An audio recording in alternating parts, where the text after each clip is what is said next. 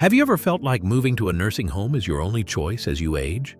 I mean, it's a thought that crosses many of our minds, right? As we grow older, the idea of moving to a nursing home can seem inevitable. But it's not the only path available. Actually, there are so many options out there that can help you maintain your independence and well-being. And that's exactly what we're going to explore today. This video is all about why you shouldn't rush into a nursing home and what alternatives exist. I know it might feel like the easiest solution sometimes, especially when things get tough. But the thing is, there are empowering options that can make a real difference in your life. And who doesn't want to keep their independence for as long as possible, right? Let me share a quick story. My friend once told me about her aunt who was convinced she had to move into a nursing home. But then she discovered a local community program that offered in-home support. It was a game changer for her. She got to stay in her own home, surrounded by her memories, and still received the help she needed. It's stories like these that remind us there are choices. So if you're feeling a bit overwhelmed or unsure about the future, stick around. By watching, you'll discover some really practical and inspiring options. And hey, if you find this topic important, please like, subscribe, and share your thoughts in the comments. We're all in this together, and your experiences and ideas can help others too. Let's dive in and see what's possible. Let's talk about something that might not be on everyone's radar: the hidden realities of nursing homes. Now, I know the idea of moving into a nursing home can feel like a safety net, but there are some things we need to consider. You see, nursing homes often face challenges like understaffing, which can lead to, less than ideal care. Imagine a place where there just aren't enough hands to help everyone. It can be a bit like trying to run a restaurant with only one chef and a full house of diners. Things get missed and people can feel neglected. I remember a story my friend shared with me. Her aunt moved into a nursing home, thinking it would be a place of comfort and care, but she found herself feeling more isolated than ever. The staff was stretched thin, and the personal touch she was hoping for just wasn't there. It's not that the staff didn't care, they were just overwhelmed. And that's something we need to be aware of. Sometimes the business side of things overshadows the personal care that residents truly need. And then there's the issue of hygiene. With not enough staff, maintaining cleanliness can become a real challenge. This can lead to infections, which, as we know, can be quite serious, especially for older adults. It's a bit like when you don't have enough time to clean your house properly. Things start to pile up, and before you know it, you've got a mess on your hands. In a nursing home, this can mean health risks for the residents. But it's not just about physical health. There's also the emotional side of things. Feeling isolated can lead to emotional distress. It's like being in a crowded room but feeling completely alone. We all need connection, and when that's missing, it can take a toll on our well-being.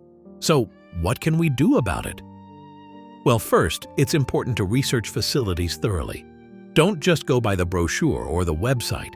Visit the place, talk to the staff, and maybe even chat with some of the residents. Get a real feel for the environment. And consider in-home care options. Sometimes staying in your own home with a bit of help can be a better solution. It's like having the best of both worlds, familiar surroundings and the care you need. Understanding these operational challenges can help us make informed decisions. It's not about scaring anyone. It's about being prepared and knowing what to look for.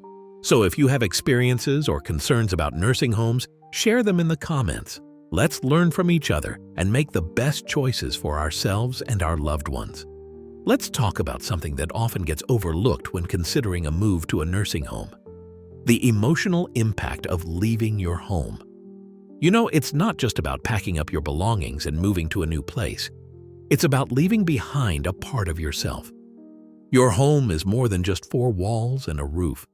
It's where you've built your life, created memories, and it's where you feel most like yourself. Imagine waking up one day and not seeing the familiar view from your window, or not having your favorite chair to sit in. It can feel like you're losing a piece of your identity, and that can be really tough. My friend Mary once told me about her experience. She said, "I felt like I was leaving behind my history, my story." And that feeling of disconnection can lead to a loss of control over your life. which is, honestly, quite unsettling. When you move to a new place, especially a nursing home, you might find yourself struggling with new routines. Suddenly, you're on someone else's schedule, and that can be a hard adjustment. You might feel like you've lost your personal space and autonomy. It's like being a guest in someone else's house, and that can take a toll on your mental health. Depression and anxiety are real risks here. You might find yourself feeling less motivated to engage in activities you once loved. But here's the thing, maintaining a sense of identity is crucial for emotional well-being. So, what can you do? Well, one idea is to create a familiar environment in your new setting. Bring along personal items that hold special meaning to you. Maybe it's a quilt your grandmother made or a collection of family photos. These little touches can make a big difference in helping you feel more at home. And don't underestimate the power of staying connected with loved ones. Regular visits, phone calls, or even video chats can help bridge the gap between your old life and your new one. It's important to keep those relationships strong, as they can provide a sense of continuity and support. Now, I know some of you might be thinking, but what if I don't have family nearby? That's a valid concern. In that case, consider building a community within your new environment. Join clubs or groups that align with your interests. It's a great way to meet new people and create a support network. So, how do you maintain your sense of identity? I'd love to hear your thoughts. Share your experiences in the comments below. Let's learn from each other and find ways to keep our spirits high, no matter where we are. Let's talk about something that might not be the most pleasant topic, but it's really important. You know, nursing homes can sometimes pose health risks. It's not something we like to think about, but it's true. For instance, have you ever heard about outbreaks of common infections in these places? It's like one person catches something, and before you know it, it's spreading like wildfire. And it's not just about infections. There's also the issue of a sedentary lifestyle. I mean, sitting around all day can lead to muscle loss, and that's the last thing we want, right? We all know how important it is to keep moving. Now let's imagine this. You're in a place where you don't have much access to outdoor activities. It's like being stuck inside on a beautiful sunny day. You miss out on the fresh air, the sunshine, and all the little joys of being outside. And that can really take a toll on your physical health. You might find yourself more vulnerable to illnesses, and that's a scary thought. Nobody wants to feel like they're declining when they could be thriving. But here's the thing, we don't have to just accept these risks. There are ways to tackle them head-on. For starters, regular health checkups can make a world of difference. It's like having a little tune-up for your body, making sure everything's running smoothly. And then there's the importance of staying active. Even if it's just a short walk or some light exercises, it can help keep those muscles strong and your spirits high. You know, being aware of these health risks is the first step towards taking proactive measures. It's like when you know there's a storm coming, you prepare, right? You batten down the hatches and make sure you're ready. In the same way, understanding these risks can lead us to make better choices for our health. So let's think about what activities keep us active and healthy. Maybe it's gardening, or perhaps it's a dance class. Whatever it is, it's important to find something that brings you joy and keeps you moving. And hey, if you have any ideas or activities that work for you, I'd love to hear about them. Sharing these tips can help us all stay healthier and happier. In the end, it's about taking control of our health and well-being. We might face challenges, but together, we can find ways to overcome them. So let's keep the conversation going and support each other in staying active and healthy. Let's talk about aging in place. You know, staying in your own home as you get older. It's a pretty appealing idea, right? I mean, who wouldn't want to be in a familiar environment, surrounded by memories and comfort? But of course, it does come with its own set of challenges. So let's dive into how you can make this a viable alternative to moving into a nursing home. First off, home modifications. Now this might sound a bit daunting, but think of it as investing in your future comfort. Simple changes like installing grab bars in the bathroom or adding ramps to your entryways can make a world of difference. My neighbor, for instance, had a few grab bars put in after a minor fall, and she swears by them now. It's like having a little extra security, you know? And while the initial costs might seem high, planning these modifications early can save you a lot of hassle down the road. Then there's the support network. This is where community really comes into play. Hiring part-time caregivers can provide the assistance you need without giving up your independence. And don't forget about technology. There are so many gadgets now that can help monitor your health and keep you connected with loved ones. It's like having a safety net right at your fingertips, but I get it. Finding reliable support can be tricky. It's not just about hiring someone, it's about finding the right person who fits into your life. That's why exploring community resources is so important. Many communities offer services specifically designed to help older adults stay in their homes. It's worth checking out what's available in your area. Now let's talk about the underlying reasons why aging in place can be so beneficial. It's all about comfort and control. Being in your own home means you get to call the shots. You decide what your day looks like, what you eat, when you sleep. It's your space, your rules. And there's something incredibly empowering about that, don't you think? I remember chatting with a friend who decided to age in place.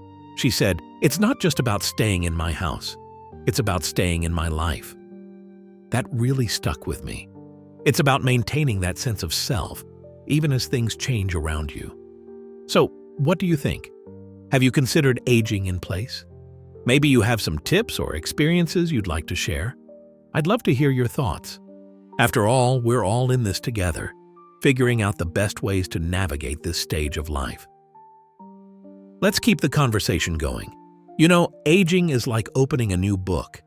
Each chapter brings its own surprises, and honestly, it's not just about losing control. It's about embracing this new chapter with confidence.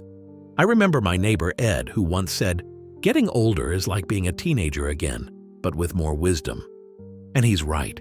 We've got all this life experience, and that's powerful. Think about it. What does aging mean to you? Is it just about the wrinkles and the gray hair, or is it about the stories behind them? I mean, sure, there are challenges. We all face them. But maybe it's time to redefine what aging means. It's not the end, it's a new beginning. So let's reflect on this together. What do you think? How do you see this stage of life? Share your insights. We're all in this together, and your perspective matters. So, we've covered quite a bit today, haven't we? We've talked about the challenges of nursing homes, the emotional impact of leaving your home, the health risks involved, and the benefits of aging in place. It's a lot to think about, I know. But you know, the thing is, it's all about making choices that feel right for you. I remember my neighbor, Mrs. Thompson, who was in her late 70s. She was always worried about moving to a nursing home. She used to say, "I just want to wake up in my own bed with my own things around me." And you know what? She found a way to make it work. With a little help from her family and some community resources, she managed to stay in her home. It wasn't always easy, but it was what she wanted, and that made all the difference. So, what about you? Have you thought about what aging gracefully means to you? Maybe it's staying in your home, or perhaps it's finding a community that feels like home.